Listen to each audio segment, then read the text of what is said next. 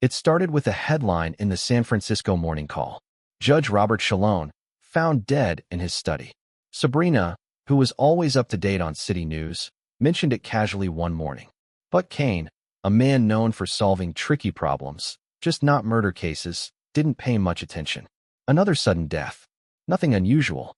Or so it seemed. Kane had a skill. He was drawn to cases that looked too complicated or even impossible. That's where he thrived.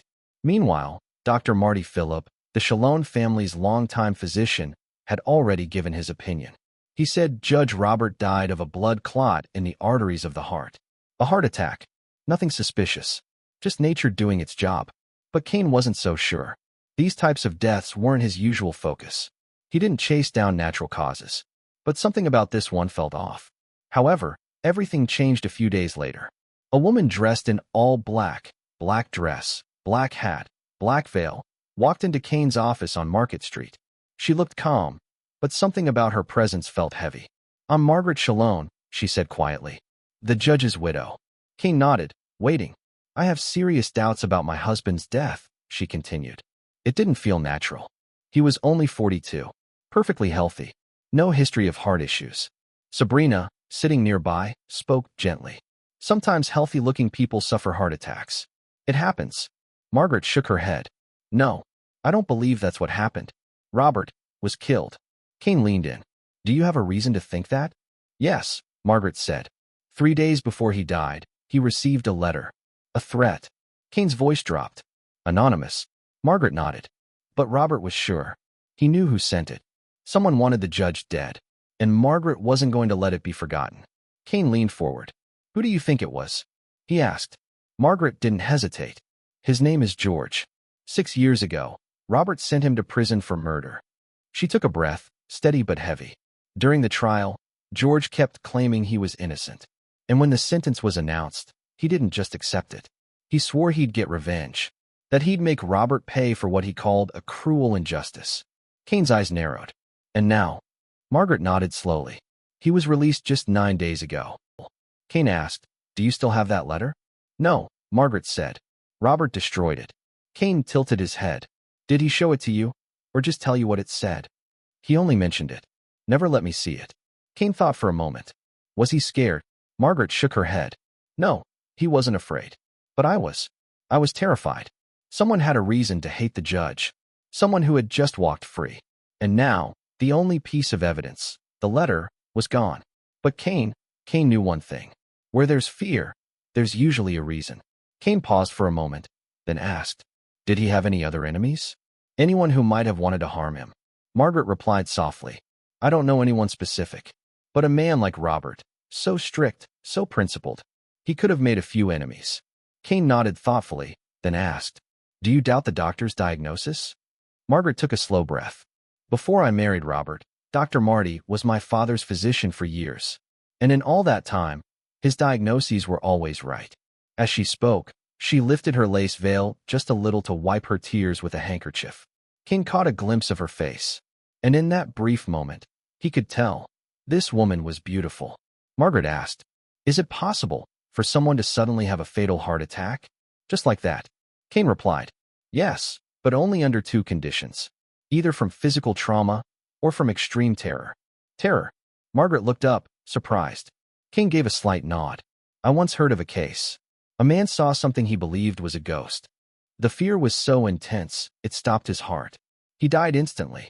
Margaret quickly responded, "That wouldn't apply to Robert. He wasn't the kind of man who got scared easily, and he definitely didn't believe in ghosts." Kane asked again, "When the heart attack happened, was he alone?" "In his study." Margaret nodded. "Yes, he was alone. Every door and every window in that room was shut. No one went in. No one came out. But something happened in that room. And Kane knew. This death wasn't as simple as it seemed. Yes, every day, he'd spend about 2 hours in that room, either working or just thinking. It was a habit, and he always locked the door from the inside so no one would disturb him. Not even me." She paused. "I never had the courage to go in unless it was something urgent." "Courage?" Sabrina raised an eyebrow. "What do you mean by that?" Margaret hesitated, then said softly, "That room, it was always filled with smoke. He smoked nonstop while working. said it helped him focus, sharpened his mind. Kane glanced at Sabrina. Margaret continued. He used very strong tobacco in his pipe. The smell was overwhelming. And because I hated it, he only smoked in that study or outside the house. That study wasn't just his workspace. It was his ritual, his world, sealed off from everyone. And maybe from the truth, too. Kane himself was starting to crave his pipe. But one look at the warning in Sabrina's eyes, and he changed his mind. At least for now. Instead, he scratched his beard and leaned forward. Did anyone come to visit your husband that night? Before he died? Sabrina asked. Margaret shook her head. No, no one. Any phone calls? None. If the phone had rung, I would have heard the bell. Did he step out of the study at any point? Not that I know of. But usually, he wouldn't come out until his work was done. Kane glanced down at his notes. The newspaper report says, you heard him scream. As if he were calling for help. Margaret nodded slowly. It wasn't exactly a scream. It felt more like sudden pain. He shouted loudly, like something hit him hard from the inside. Kane raised an eyebrow. What did he say exactly? Margaret looked unsure. I can't say for sure, but I think he said something about stomach pain. And the sound you heard before he cried out? What was it like? It sounded like two hard things smashing into each other. Kane leaned back. And where were you at that moment? I was in the sitting room right next to the study, Margaret said, playing a game with Robert's stepbrother Peter Lehman and our neighbor, Jerome Paxson. Then we heard him shout, and we all ran toward the study. Kane's eyes narrowed. Did you hear anything else from inside the room? Margaret shook her head. No. We called his name, but there was no answer. So Jerome and Peter forced the door open and went in. She paused. He was lying on the floor, just a few feet from the door. His face. Her voice trembled. It was twisted in pain, like he'd seen something horrible before he died. Kane waited. Margaret took a breath. We didn't know what else to do, so we called Dr. Marty. He lives nearby. Kane leaned in just a little. And, did you see anything strange in the room? Something that felt out of place? I didn't notice much, Margaret whispered. At that moment, my focus was only on Robert. Kane asked gently, is everything in the room still the same as it was that night? Yes, she said, almost in a whisper. I haven't had the courage to go in since. Mrs. Shallon gripped her handkerchief tighter, eyes red and swollen. She looked at Kane, then at Sabrina. I know, it looks like a tragic accident. A horrible one. But I can't shake this feeling, something's not right. She swallowed. Robert always spoke highly of your agency, especially after the Chinatown scandal last year. He said you'd earned your place as the most trusted investigator in the city. Can you do something? Can you look into this? King glanced at Sabrina. He could see it in her eyes. She was about to say no. So he stepped in before she could speak. We can investigate, Mrs. Shallon. Now, I can't promise we'll find anything for sure, but I can promise we'll try. I'm only asking you to try. She said. Then our services are available, Kane said, ignoring the flicker of disapproval in Sabrina's eyes. I'll take this case personally, and I'll start with your husband's study, if you don't mind. She didn't, but she had other obligations at the moment, arrangements for her husband's funeral. She gave them a time, for a clock. She signed the agreement, paid the first installment, and left. As soon as the door closed, Sabrina turned to him, angry. What's wrong with you? You knew there's nothing in this case, and you still took it for the money? That money keeps us fed, Kane said. Don't underestimate it. You really think you're going to find any sign of foul play? It's possible. Right now, we've got nothing, but there are one or two loose threads in her story worth tugging on. Such as, Kane smiled. And if they lead anywhere, you'll be the first to know. Dr. Marty Phillip ran his practice out of his home, just a few blocks from the Shallon residence. Luckily, he wasn't seeing a patient when Kane arrived. Kane sent word through a nurse, and a few minutes later, the doctor came out. He was over 70.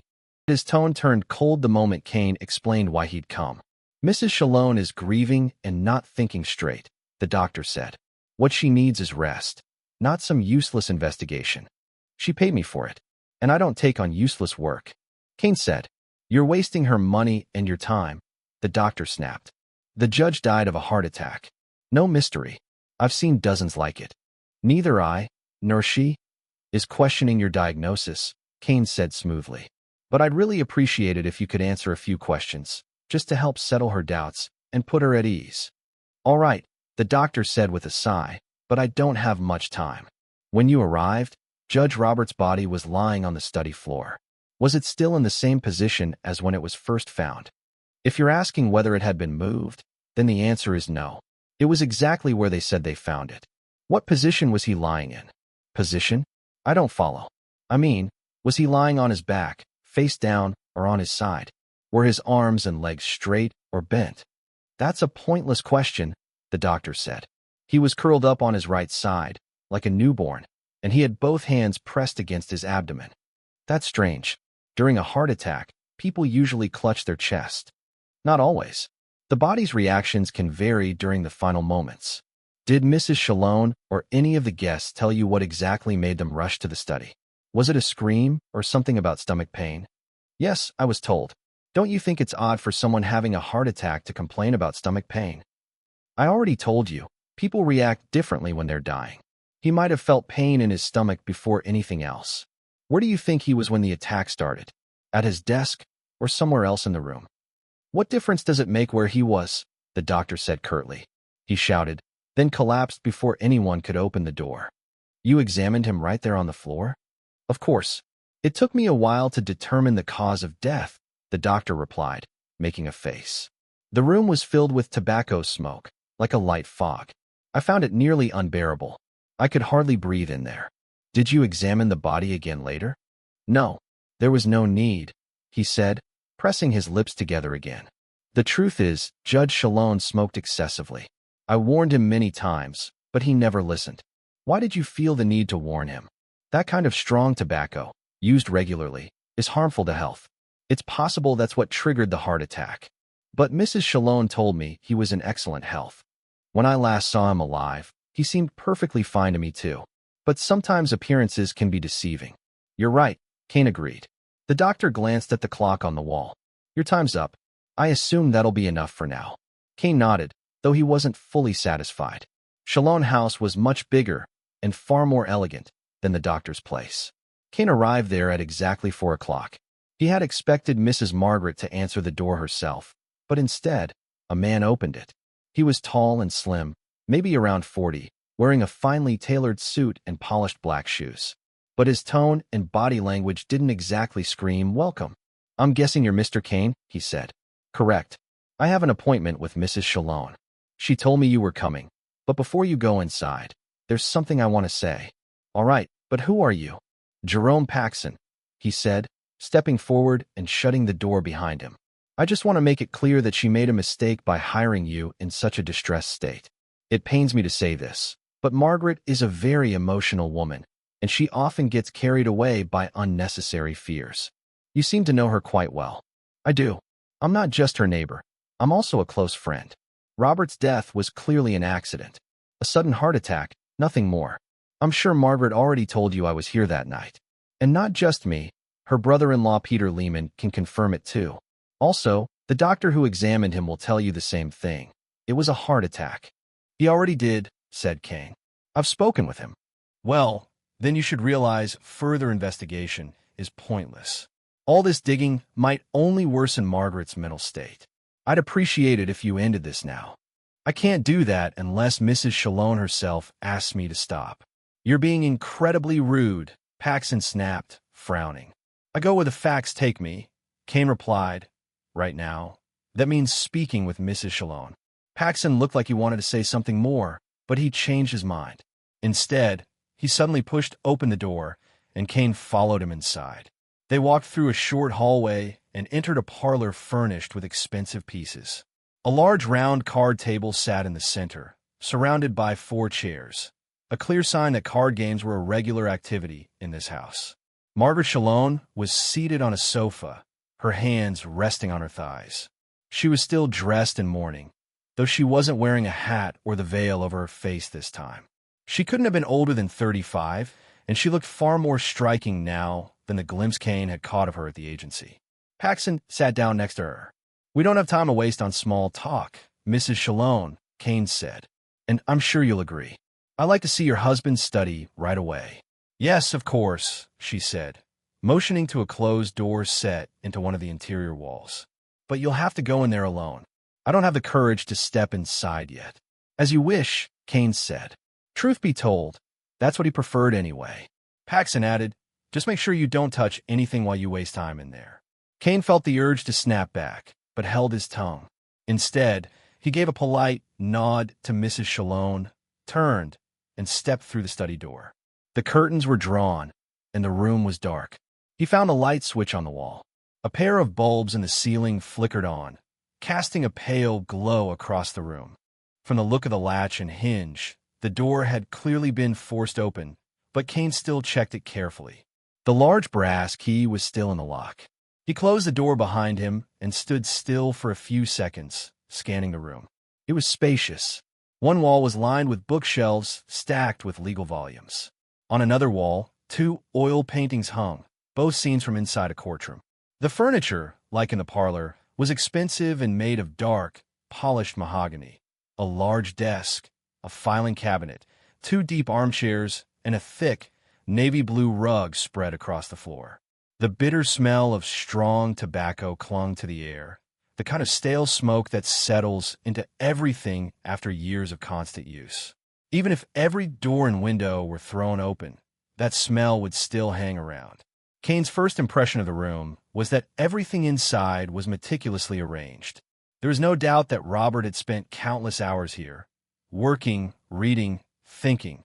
Yet the room remained undisturbed, as if it were always ready for someone important to walk in. Every legal journal and book was neatly stacked on the desk. Kane pulled back the curtains and checked the window latches. Both were locked tightly and hadn't been tampered with. Then he turned toward the desk. The swivel chair behind it had been pushed back at an odd angle. So far, in fact, that only 2 of its wheels were still on the protective mat laid over the carpet. The polished surface of the desk was tidy. A telephone, a tobacco tin, a glass ashtray, a pen stand, some papers, and a law book were laid out with precision. Based on how the chair and mat were positioned, it didn't seem like Robert had died while sitting there. But then again, some details hinted otherwise. Kane leaned in and noticed 2 curious things. Near the right edge of the desk was a faint mark, the kind you might see when something heavy falls. And just beside the blotting paper, in the lower right corner, there were small flecks of tobacco ash stuck to the surface. He touched them. The ash was fresh, left behind by recently smoked tobacco. There was no more ash on the desktop, but when Kane looked in a nearby wastebasket, he found a mess of burnt tobacco, likely from a pipe. He got down on his hands and knees to inspect the area more closely. Beneath the desk, several smudges stained the carpet. He spotted a small burn mark too, the kind left behind by a glowing ember. Again, his eyes fell on the protective rug. It had clearly been shifted. He moved the chair and lifted the rug. Sure enough, there was another burn mark underneath. Larger, deeper, unmistakable. All these small clues strengthened the idea that Robert had been sitting at his desk when he died, and that his death wasn't natural. Someone as meticulous as him wouldn't let burning ash fall on an expensive carpet. And there were no other burn marks anywhere else on the rug. He also wouldn't have carelessly knocked something off the desk hard enough to leave a dent, like a burning pipe. That kind of mess only happens during a sudden, violent disturbance. Whatever hit him, it must have come fast and hard. He probably shot to his feet on reflex, shoving the chair back as he did. Whatever he was working on was partially disrupted. The pipe he was smoking flew from his mouth, scattering embers across the desk before hitting the edge and falling. The sound of it hitting, that must have been what Mrs. Shalone and the others heard. Then came his cry. He staggered, maybe tried to reach the door, but collapsed and died before he could get there. That part of the scene made perfect sense. But there was one problem. The pipe was missing. Aside from the blotting paper, the ash marks on the carpet, and the burnt tobacco in the wastebasket, there was no sign of it. The law book and papers had been neatly res-tacked. The rug had been slid back into place, covering the burn marks. The chair had been pulled close to the desk again. This wasn't the work of Margaret Shalone or anyone else in authority. So, was this the killer's doing? An attempt to make the scene look ordinary and draw attention away from the crime? That thought led Kane's eyes to the small box on the desk that held 6 different pipes. He wondered, had Robert taken the pipe from this set? Or was he smoking another one entirely? Either way, it should have been somewhere on the desk or floor. Following a hunch, Kane opened the tobacco tin. He pinched out a small amount and held it under his nose. Virginia blend. He himself preferred navy cut. He rubbed the leaves between his thumb and finger, then lightly touched them to his tongue. The taste and smell were ordinary. Nothing out of place there. He opened a small brass box on the desk. Inside were wooden matches and a few chicken feathers, tools for scraping the nicotine buildup from inside a pipe bowl. Kane had plenty of these lying around both at his flat and his office. But as he closed the box, something caught his eye. He leaned in. Every single pipe in the case had a thick black lining of carbon coating the inside of the bowls. That struck him as odd. The judge had clearly been a careless smoker. Sure, he cleaned the pipe stems regularly, but he'd neglected the bowls entirely. The kind of buildup wasn't just unhygienic, it ruined pipes over time. Eventually, they became useless. Kane stood there for a few moments, thinking through what he'd just seen.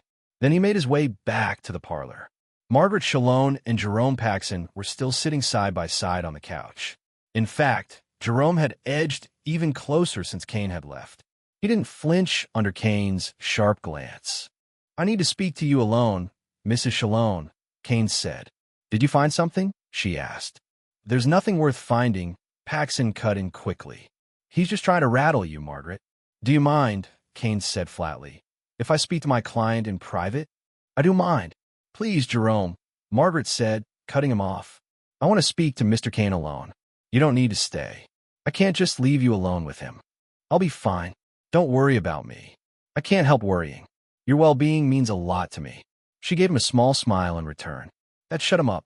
He stood, reluctantly, and gave Kane a look that could have killed. Then he turned to Margaret. "If you need me, just call. I'll be home this evening." And with that, he left. Once the door clicked shut, Kane said, "He seems very concerned about you." "I think so too," Margaret said. "He's a kind and caring man." "Was he close to your husband?" "Yes. He was good friends with both of us." "Is he married?" "No, he's not married," Margaret said. "He moved into the house next door about 3 years ago. He inherited it from his aunt."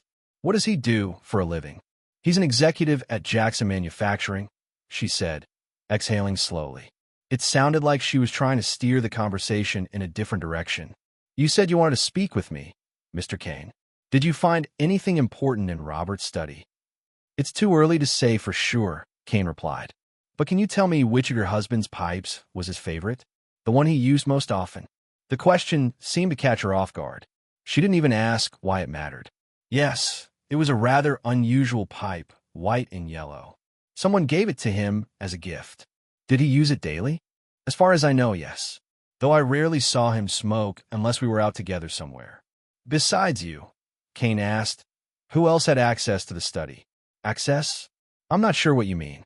Let me rephrase. Aside from you and Robert, did anyone else have keys to the house? Like your brother-in-law, perhaps?" "Yes, Peter had a key." "Anyone else?"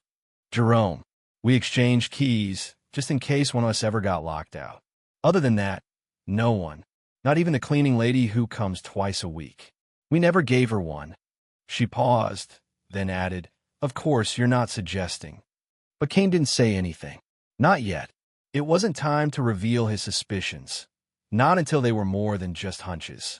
Instead, he shifted the topic. "Apologies, but I'd like to go back into the study. Just once more." "Go ahead," she said. "As you wish." He returned to the study, closed the door behind him, and reached for the pipe he'd been examining earlier. The bowl felt unusually heavy in his hand. There was a scratch on one side, probably from when it hit the edge of the desk as it fell. Kane lifted it to his nose and inhaled deeply, as if trying to catch a scent of something left behind. Then he carefully wrapped the pipe in a handkerchief and slipped it into the inside pocket of his coat. After that, he walked back to the parlor. "My work here is done, Mrs. Shalone," he said. "But before I leave, I'd like to ask a few more questions. What does your brother-in-law do for a living?" "He deals in rare books and manuscripts," she replied. "Does he have a shop?" "Yes, in the downtown area, at a place called Mr. Mason. But he lives up on Telegraph Hill." "May I ask," Kane continued, "when will your husband's funeral be held?" "This Friday. In the afternoon," she said quietly. So 2 days left. That meant Kane could visit Peter Lehman's shop on Thursday. After that, he planned to meet his client in the afternoon. But first, he thought it best to confirm her schedule. When he asked, she told him she'd be home. People were still coming by to offer condolences. All right then. I'll see you tomorrow afternoon. Do you think you'll have something concrete to tell me by then? I can't promise anything, Kane said. Only that I'll do everything I can. After 10 years in the Secret Service and 6 more as a private investigator, Kane had built connections across all walks of life. One of those was a chemist named Arthur Scott, who worked at a lab on Battery Street. Leaving Margaret Shallone's house, Kane went straight to Scott. He explained why he was there. After a short discussion, and settling on a fee, Scott agreed to have the results ready by morning. It was already 7 p.m. by then. Peter's bookstore was closed, and Sabrina had probably locked up the agency and gone home too. So Kane headed to his favorite restaurant for dinner before calling a night. Scott kept his word. By 9 in the morning, Kane had the report in hand. Right after that, he went to see Lehman. Peter Lehman was a man in his mid-40s, polite and composed. He answered all of Kane's questions without hesitation. And with that, the mystery unraveled completely. By early afternoon, Kane walked into his office. Sabrina was at her desk, wearing a modern-cut skirt and a green jacket. She looked up and smiled. "Kane, you're looking unusually cheerful today." "I am. And for good reason," he said. "Judge Robert Shallone's death is no longer a mystery. He was murdered." She raised her eyebrows. "You're certain about that?" 100%. "I know who killed him, why they did it, and how it happened." "Then you were absolutely right to take this case. Was it that man, George, who sent the threatening letters to the judge?" "No. He had nothing to do with the murder, except that his threats were the reason Mrs. Shalone showed up at our office in the first place." "Then who was it?" "The judge's neighbor, Jerome Paxson. And the motive? Jealousy. He had fallen hard for Margaret." Sabrina sat quietly for a moment, processing. Then she said, "But at the time the judge died, Jerome was playing cards with Mrs. Shalone and her brother-in-law. So how did he manage to commit the murder?" "He didn't do anything at that moment," Kane said. "Judge Shalone didn't die of a blood clot, like Dr. Phillip thought. That diagnosis was wrong. The symptoms looked the same, sure, but the real cause was something else. Plus, the judge's study was filled with pipe smoke. During the body examination, the doctor's nose was stuffed up. He missed what really killed him." "For God's sake, Kane, stop speaking in riddles," Sabrina snapped. "Just tell me how Shalone actually died." "He was poisoned." "Poisoned? How?" "With nicotine." "You mean someone laced his tobacco with it?" "No. Pure nicotine has a strong, distinct odor. If someone had mixed enough of it into his tobacco to kill him, the smell would have hit him the moment he opened the tin. Paxson knew that, so he used a different method, one that only required a drop or two. He counted on the judge's habits and on Dr. Phillip's clogged nose." "There you go again," she said, clearly irritated. "Can you please just explain it in plain English?" "I'm getting there. Judge Robert was a careless man. That worked against him. He never bothered to clean out the bowl of his pipe with a knife like I showed you the other day," Kane continued. "So over time, a thick layer of carbon built up inside. Paxson, being around him often, noticed this habit, and he built his entire plan around it." Sabrina leaned in. "What exactly was the plan?" "He had access to the house. He and Mrs. Shalone had exchanged spare keys, like neighbors often do. So, one day when they were both out, Paxson let himself in. He found the judge's favorite pipe, the one he always used, and injected a few drops of pure nicotine into the built-up carbon inside the bowl. And the judge never noticed?" Exhaled slowly. "Wow, that bastard planned it perfectly. Quiet, smart, and deadly." Kane nodded. "Smart, yes, but not perfect. He didn't count on anyone noticing the pipe." Kane stood by the window, arms folded, watching the city crawl beneath a slate-gray sky. The case was done, tied up, sealed, delivered. And yet it wasn't. Sabrina had left, her last words still echoing. "You don't have a shred of legal proof." She wasn't wrong. Sure, Paxson had access. Sure, he was clever. The pipe, the carbon buildup, the nicotine, all of it lined up.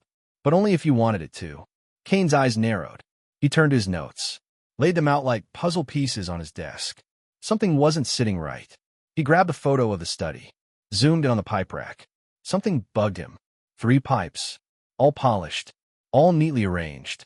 But one of them, the favorite pipe, the one Paxson allegedly tampered with, had been resting upside down. Mouthpiece on the wood. Who the hell puts a pipe like that? Not a smoker. Not someone who knows how to care for it. Not someone like Paxson. His mind flashed back to the day Mrs. Shalone had come into the office. Her perfectly timed visit, just long enough for someone to slip into her house unnoticed. But what really hit him was something even smaller. That perfume. He had smelled it before, not on her. On the pipe. Faint, but floral. Mrs. Shalone didn't smoke. Why would her perfume linger on a pipe? He picked up the phone, hand steady but pulse climbing. Scott, give me the forensics report again, especially the fingerprints on the pipe rack. A beat, then Scott's voice flat. Only one full print on the bowl. Partial on the stem. Both female. Not Paxson. Not the judge. His blood ran cold. He whispered, to no one in particular. She didn't just let him in. He looked again at the pipe rack photo, at the odd tilt of the pipe. She set him up. Kane didn't storm over. He invited her in. Polite. Casual. Civil. Like 2 old friends catching up after a funeral. Mrs. Shalone stepped inside his office in a crisp navy suit, her heels ticking softly on the floor. The picture of poise. Her eyes scanned the room like she owned it. You wanted to see me, Mr. Kane?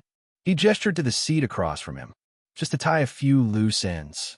She sat, legs crossed at the ankle. Of course. Kane didn't reach for the files. He didn't need them anymore. I was going over the fingerprints on the judge's pipe. Not a single male print on it. Only 2 partials, both yours. Silence. I imagine you picked it up at some point, he added, tone neutral. She offered a careful smile. Of course. I cleaned the study the night before. Could have touched it then, right? Kane said, standing now, walking to the shelf behind her. But that pipe hadn't been cleaned.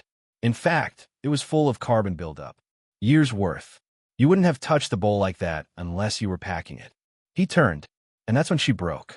It wasn't dramatic. No tears. No gasp. Just a shift in posture. She leaned back. Her smile curved at the corners, but this time it didn't reach her eyes. So what happens now, Mr. Kane? He paused. Not out of doubt. He had none, but to let the weight of it all settle. You killed your husband. I made sure it wouldn't be messy. Robert didn't deserve mess. Just silence. Her voice was flat now, unapologetic. And Paxson? He was just clumsy, too eager to play detective. I let him. Kane's jaw tightened. What? What? She laughed. Because the great Judge Shalone was about to ruin me. Divorce. Public hearings. He found out about the Jackson deal. He was going to go public. I would have lost everything. So you played the loyal wife. Swapped the pipes. Let him take his evening smoke and just watched. I offered to light it for him. A pause. Then she added, as if recalling an old memory. He smiled at me, just before he took the first puff. Kane didn't say anything. What would he say? She stood, smoothing the fabric of her coat. You don't have anything you can use in court. No murder weapon. No witnesses. Just theory. Kane smiled now. Cool. Patient. The way sharks smile. You confessed, Mrs. Shalone. A beat. Her eyes froze. And then the voice came from the other side of the glass. Sabrina stepped in, holding the small recorder Kane had slipped under the desk. Her thumb pressed stop. We're done here.